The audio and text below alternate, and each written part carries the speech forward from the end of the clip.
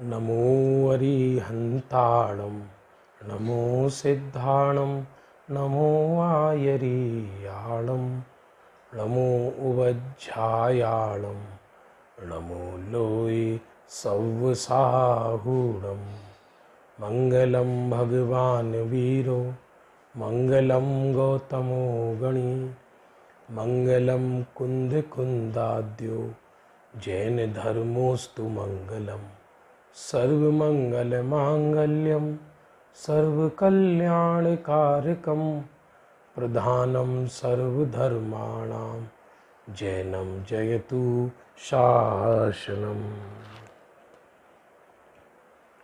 बंधुओं, आज स्मारक में होने वाली इस गोष्ठी में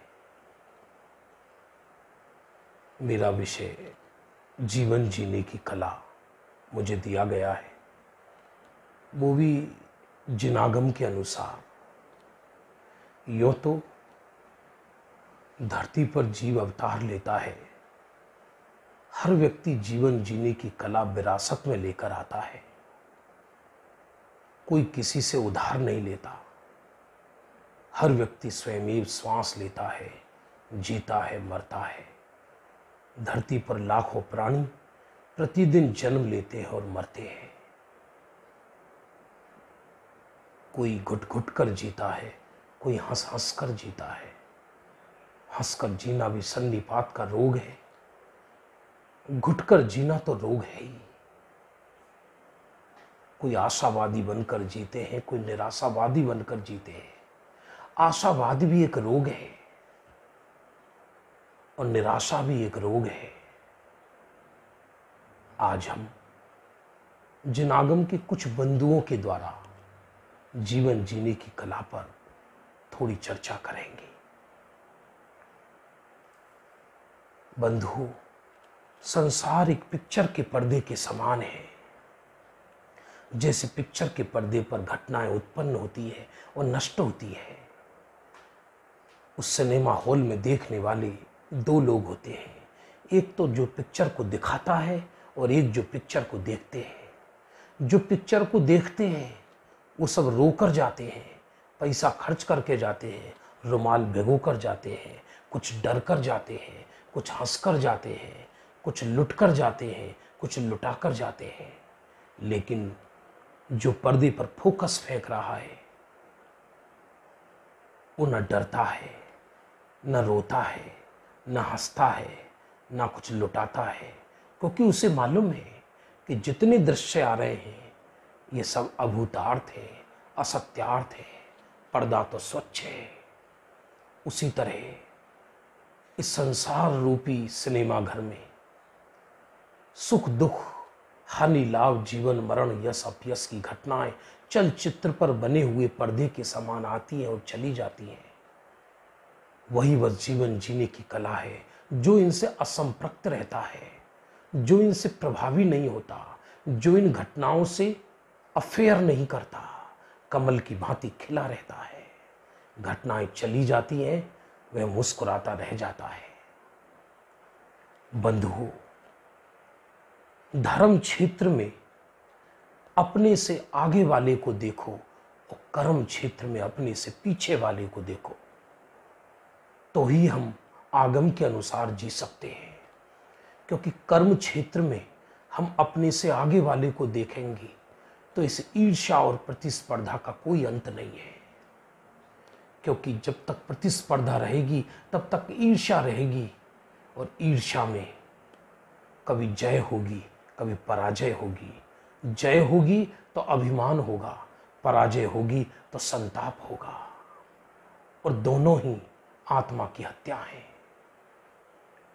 क्योंकि पर सापेक्ष जीना, बाहर की विभूति से अपने को महान मानना, ये जीवन जीने की कला हो ही नहीं सकती। थोड़ी सी विजय में अट्टहास लगाना और थोड़ी सी पराजय में चेहरा लटक जाना, ये जीवन जीने की कला हो नहीं सकता। इसलिए कर्म क्षेत्र में हमेशा अपने से पीछे वालों को देखो। यदि किसी पर कार है तो मोटरसाइकिल वाले को देखो, यदि मोटरसाइकिल है आपके पास तो साइकिल वाले को देखो, और यदि आपके पास साइकिल भी नहीं है तो पैदल चलने वाले को देखो, और धर्म क्षेत्र में अपने से आगे वाले को देखो, ज्ञानी को देखो, पंचम गुण स्थानवर्ती को देखो, मुनि भगवंतों को देखो। ईर्ष्या करना है तो सिद्धों से जाकर करो। हे प्रभु, आप सिद्ध शिला पर अनंत सुख भोगते हो, मैं संसार की भट्टी में जलता हूं प्रभु, मुझे सहन नहीं होता। सिद्ध बनो। एक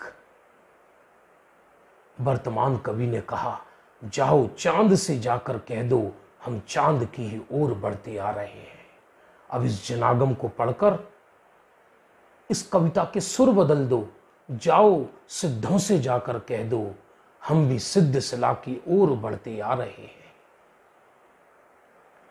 बंधु, अपने कष्ट में भेद विज्ञान बढ़ाना और दूसरे के कष्ट में करुणा करना, यह भी एक जीवन जीने की कला है। हम उल्टा करते हैं। जब हम पर दैहिक पीड़ा आए तो हम आर्त ध्यान करते हैं, और दूसरों की पीड़ा हो तो उसको हम मनोरंजन मानते हैं। यह धर्मी, ज्ञानी या जीवन जीने की कला वाले का लक्षण नहीं हो सकता। सत्य तो यह है, अपने पर पीड़ा आए तो उसे भेद विज्ञान का विषय बनाओ, और दूसरे पर पीड़ा या संकट आए तो उसे करुणा का विषय बनाओ। यही महापुरुषों का जीवन जीने का एक विशिष्ट सूत्र है, और ये कोई साधारण लक्षण नहीं, ये तीर्थंकर बनने वाले जीवों के लक्षण हुआ करते हैं। संपदा बढ़ जाए तो उपकार करो, रौद्र ध्यान नहीं। वो संपदा घट जाए तो भेद विज्ञान करो कि अच्छा है, जो चीज मुझे छोड़नी थी वो पहले से ही कम हो गई। बंधु, अपनी कमजोरी को अपराध समझो और दूसरे के अपराध को विशिष्ट पॉइंट है आगम के अनुसार जीवन जीने की कला का। हम उल्टा करते हैं, दूसरे के परमाणु बराबर दोष को अपराध समझते हैं मेरू के समान, और अपने मेरू समान दोष को कमजोरी समझते हैं।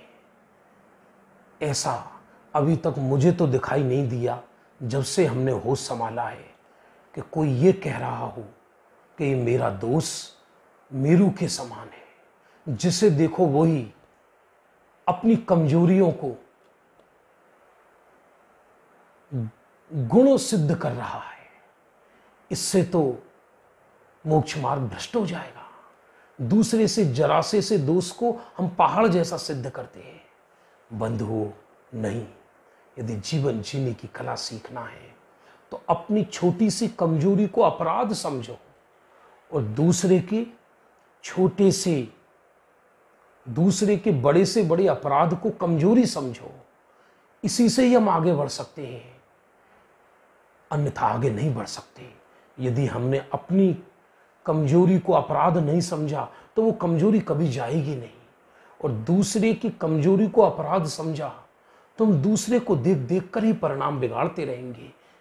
कभी हम मोक्ष मार्ग में नहीं आ पाएंगे। बंधुओं, मैं पूर्ण हूं, स्वतंत्र हूं, स्वाधीन हूं, इस मंगल सूत्र को गले में डालकर रखो। पूर्ण हूं तो इच्छा क्यों? इच्छा है तो कैसी पूर्णता? जिसके घर में चांद हो वो सितारों को नहीं देखा करता। जो पूर्ण हो वो भीख नहीं मांगा करता। जो चक्रवर्ती हो वो भीख मांगेगा क्या? इसलिए जब मुझे मैं पूर्ण नजर आऊंगा तो बाहर दीनता और दासता वृत्ति मिट जाएगी, मांगना मिट जाएगा। स्वतंत्र हूं, धरती का चप्पा चप्पा परमेश्वर है, धरती का चप्पा चप्पा स्वतंत्र है। मैं भी एक स्वतंत्र तत्व हूं और मुझे मेरे आश्रय से ही सुख मिलेगा, किसी बाहर के आश्रय से नहीं। दूसरे तीर्थंकर भी मुझे सुख नहीं दे सकते, केवल मार्ग बता सकते हैं। यदि तीर्थंकर सुख दे दे तो समवसरण में किसी को स्वयं को ध्यान लगाने की क्या आवश्यकता है? तीर्थंकर को देखते ही सबको केवल ज्ञान हो जाना चाहिए? अरे नहीं, यदि जीव विपरीत रूप परिणमन करे तो समवसरण में जाकर भी अधोगति जा सकता है। जैसे राजा श्रेणिक भगवान के प्रतिदिन के श्रोता होने पर भी नरक गए 84,000 वर्ष के लिए। इसलिए सुख दुख मेरे अधीन है, किसी बाहर किसी ईश्वर के अधीन नहीं। मैं पूर्ण हूं, स्वतंत्र हूं और स्वाधीन हूं। मैं ज्ञान और आनंद से बना एक चैतन्य का पुंज हूं। मेरा सुख किसी दूसरे के आश्रित नहीं है। प्राय देखा यह जाता है, सामने वाला हमको हंसाता है, सामने वाला हमको रुलाता है, जगत हमारे लिए ताली बजाए तो हमें बाँछें खिल जाती है। हमको ऐसा भ्रम होने लगता है कि हम विकसित पुरुष हैं क्योंकि जगत हमारी प्रशंसा कर रहा है। इस भ्रम में मत रहना, क्योंकि जगत तो उनकी भी प्रशंसा करते देखा गया है कि जो उसी भव से अधोगति जा रहे हैं। त्रिखंडाधिपति नारायण श्री कृष्ण के मंदिर पूरे मध्यलोक में पूजे जाते हैं, लेकिन वो अधोगति में कष्ट भोग रहे हैं। किसी के प्रशंसा के प्रमाण पत्र से मेरा जीवन नहीं है और किसी की निंदा से मेरा चेहरा मुरझा जाए, ऐसा मेरा जीवन नहीं है। इसलिए मैं ज्ञान और आनंद से बना एक चैतन्य पुंज हूं। ज्ञान है तो आनंद है, आनंद है तो ज्ञान है। जहां ज्ञान हो और आनंद ना हो वो ज्ञान नहीं, वो सरभार है। हम पहले भी भारी थे और हम धर्म क्षेत्र में आए तो भी भारी हो गए, तो निर्भार कब होगा?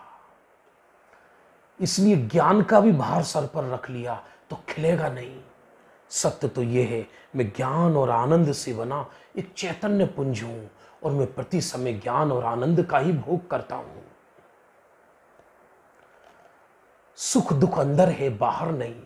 लौकिक सुख दुख भी मेंटली है और पारमार्थिक सुख दुख भी मेंटली है। वस्तुओं से सुख दुख नहीं आता। बंधुओं, हो सकता है एक किसान खुले आसमान में खाट के नीचे सो रहा है, उसे ना किसी का कुछ देना है ना लेना है। वह नहीं जानता आधार कार्ड क्या होता है, वह नहीं जानता बैंक बैलेंस क्या होता है, वह नहीं जानता जगत का ये प्रपंच क्या होता है। बस संतुष्ट है अपने आप में, तो उसकी वो निद्रा, उस समय का लौकिक सुख चक्रवर्ती से भी बढ़कर है। और एक चक्रवर्ती 6 खंड जीत कर आने पर भी इसी विषाद में लटका हुआ है कि मैं अभी पूर्ण चक्रवर्ती नहीं हूं, चक्र रत्न अभी प्रवेश नहीं किया आयुधशाला में, भाई नमस्कार करने के लिए नहीं आया। अरे क्यों है ऐसी तृष्णा भाई को चरणों में नमस्कार कराने की? रहने दो ना, क्या फर्क पड़ता है। लेकिन नहीं, इसलिए सच पूछा जाए, लौकिक सुख दुख भी मेंटली है। बाहर से न लौकिक सुख आता है न दुख आता है, और पारमार्थिक सुख भी अंदर से ही आता है, बाहर से नहीं आता। बंधु, जीवन अंदर है, बाहर नहीं। मनस्थिति बदलो, परिस्थिति नहीं। मनस्थिति हम बदल सकते हैं अपने पुरुषार्थ के द्वारा। अभिशापों में वरदानों के फूल खिला करते हैं। हो सकता है चक्रवर्ती के घर में जन्म लेकर भी यदि मेंटेलिटी खराब है तो वो सदा दुखी रहे। हो सकता है जंगलों में जन्म लेने पर भी यदि उसकी मेंटेलिटी अच्छी है तो प्रसन्न रह सकता है। 3 दिन तक चंदनवाला बीड़ी में जकड़ी रही। सेठ जी की पत्नी ने भारी कष्ट दिया। बाद में मुनि महावीर को आहार दिया चंदनवाला ने। बाद में सेठ जी बाल पकड़कर खींच कर लाए सेठानी को। बोल बेटी, इस दुष्टा को क्या सजा दूं? तब चंदनवाला कहती है, पिताजी, बेटी भी कहते हो और मां को सजा देने की बात करते हो। सच तो यह है, ऐसी मां न होती तो मुझे मुनि महावीर को आहार देने का अवसर नहीं मिलता। बंधु, वो घटना थी या दुर्घटना? दुर्घटना हम कह सकते हैं। जगत में कोई दुर्घटना नहीं होती। प्रत्येक काल में घटनाएं अपने स्वयं अपने सत समय में पैदा होती हैं। जो घटनाएं हमें पसंद नहीं आती उनको हम दुर्घटनाएं नाम दे देते हैं। दुर्घटना अज्ञानी के मस्तिष्क के कोष से जन्मा हुआ एक शब्द है।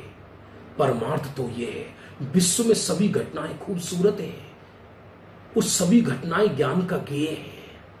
इसलिए परिस्थिति तो तीर्थंकर नहीं बदल सकी, तो हम कैसे बदल सकते हैं?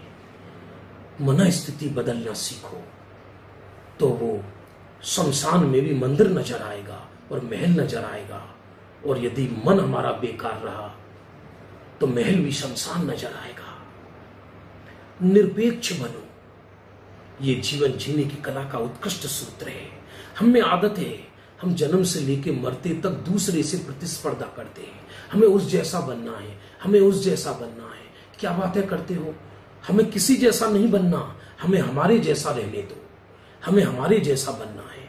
हम आपसे पूछना चाहते हैं, आकाश में एक चांद है, एक सितारा है, तो कौन सा बड़ा है, चांद या सितारा? तो हम कहेंगे चांद। हम कहते चांद को देखो ही मत, और निरपेक्ष होकर सितारे को देखो। फिर पूछो सितारे से कि सितारा बड़ा है या छोटा है? कि सितारा तो सितारे जैसा है, ना छोटा है ना बड़ा है। धरती पर हर चीज काम की है, दुनिया में कोई भी निठल्ली वस्तु नहीं है। हर चीज अपने आप में मग्न है, अंतर्मग्न है। सत्य तो यह है, धरती का चप्पा चप्पा सुंदर है। समय सार की तीसरी गाथा, एकत्व निश्चय को प्राप्त समय जगत में सर्वत्र सुंदर है। छयों द्रव्य, उनके गुण, उनकी पर्याय सब सुंदर है। ये अच्छा है, ये बुरा है, ऐसा सोचना ही सापेक्षता है। निरपेक्ष हो जाओ जगत से, निरपेक्ष। मुझे सापेक्ष सुख नहीं चाहिए, मुझे सापेक्ष मुक्ति नहीं चाहिए। दूसरे का दिया हुआ उपहार से कभी गौरव नहीं आता, इसलिए मुझे मेरा जैसा रहने दो, मुझे किसी जैसा नहीं बनना, मुझे किसी का नकल भी नहीं करना। ये निरपेक्ष रहने का यूं तो एक एक सूत्र यदि आप एक एक घंटा सुने तो बुद्धि शांत हो जाए। जो हम दौड़ लगा रहे हैं वो दौड़ रुक जाए, क्योंकि जब तक हम दौड़ेंगे तब तक सांसें चलेंगी, हांफेगा, व्यक्ति का सुख दूर होगा। जब शांति से कुछ देर ठहरेगा और विचार करेगा तो उसे अपने अंदर में सुख नजर आएगा। निरपेक्ष बनो, दूसरों को प्रसन्न देखकर प्रसन्न रहना सीखो, तो झूठा स्वार्थ खत्म हो जाएगा। यदि व्यक्ति, विश्व का हर व्यक्ति दूसरे की प्रसन्नता देखकर प्रसन्न रहना सीख ले तो विश्व के अंदर से भागा दौड़, ईर्ष्या, प्रतिस्पर्धा समाप्त हो जाएगी। फिर मुझे लौकिक सुख की आवश्यकता ही नहीं पड़ेगी। जैसे मां अपने बेटे को प्रसन्न देखकर ही प्रसन्न रह लेती है, फिर मुझे और कुछ नहीं चाहिए। इसलिए ये भी धर्मियों के जीवन जीने की कला है। वो दूसरे के दुख को देखकर दुखी होते हैं और दूसरे की प्रसन्नता को देखकर प्रसन्न हो जाते हैं। हम में और सर्वज्ञ में क्या अंतर है बंधुओं? हम जैसे हैं जगत को वैसा देखते हैं, सर्वज्ञ जगत जैसा है उसे वैसा देखते हैं। अंतर समझ में आया? हम जैसे हैं जगत को वैसा देखते हैं और सर्वज्ञ जगत जैसा है उसे वैसा देखते हैं। इसलिए सर्वज्ञों की नजर से विश्व को देखना सीखो, तो फिर हमें कोई बेकार नजर नहीं आएगा, कोई घटिया नजर नहीं आएगा, कोई दुख का कारण नजर नहीं आएगा। ब्रह्मा मत बनो, अर्थात जो व्यक्ति जैसा कर रहा है उसका फल वो भोगेगा, उस पर कमेंट्स मत करो। याद रखना, दूसरे के पापोदय पर, अपने स्वास्थ्य पर और प्रकृति पर कभी कमेंट्स नहीं करना चाहिए। कभी कभी लोग अपने स्वास्थ्य पर कमेंट्स करते हैं, मुझे तो छींक आती नहीं है, वो कहो तो उसी समय छींक आए। और दूसरे के पापोदय पर कमेंट्स मत करना, क्योंकि हो सकता है एक क्षणवादी वो पापोदय तुम्हारे सामने आ जाए। और प्रकृति पर कभी कमेंट्स मत करना, क्योंकि हो सकता है अभी कमेंट्स करो और अभी ओले पड़े तेजी से। इसलिए निरपेक्ष ज्ञाता बनना सीखो। ज्ञातृत्व में अमृत है, कर्तृत्व में जहर है। इसलिए निरपेक्ष ज्ञाता बनना सीखो। कर्तृत्व का भार उतारो। स्वरूप में तो कर्तृत्व है ही नहीं, लेकिन सहज ज्ञाता रहना सीखो। जिस समय वो कर्तापन का जहर पिएगा उस समय भी रहेगा तो ज्ञाता ही, लेकिन वो अपने अभिप्राय और आकुलता के कारण कष्ट भोगेगा। इसलिए वक्ता बनने की भी लालसा मत रखो, क्योंकि वक्ता भी दुखी है, क्योंकि उसे यही चिंता है कि मेरा वक्तृत्व जगत को पसंद आ रहा है या नहीं आ रहा। इसलिए न वक्ता बनना है न कर्ता बनना है, बस ज्ञाता बनना है। बनना क्या है? ज्ञाता में हूं ही। सहज ज्ञाता रहो, प्रसन्न रहो। यही सिद्ध बनने की सबसे संक्षिप्त कला है। पूरा विश्व व्यवस्थित है, सुंदर है, अनादि अनंत सिद्धांत के परिप्रेक्ष्य में स्वयं ऑटोमेटिक चल रहा है। तुम्हें परेशान होने की आवश्यकता नहीं है।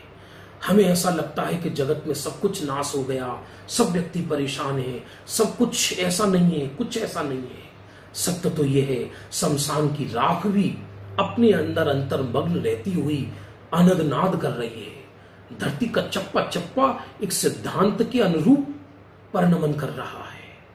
बस चारों द्रव्य तो बाल ब्रह्मचारी है, उनमें तो कोई विभाग होता ही नहीं।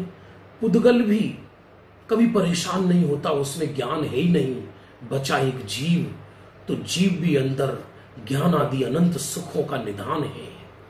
बस तू जड़ से मोहब्बत छोड़, पर की ओर लक्ष्य करना हम छोड़ें और अपने सहज ज्ञाता स्वभाव को पहचान कर सदा प्रसन्न रहे। यही जीवन जीने की कला है। विशेष कभी लंबा समय मिलेगा तो विशेष चर्चा करेंगे। बोलो जिनवाणी माता की जय।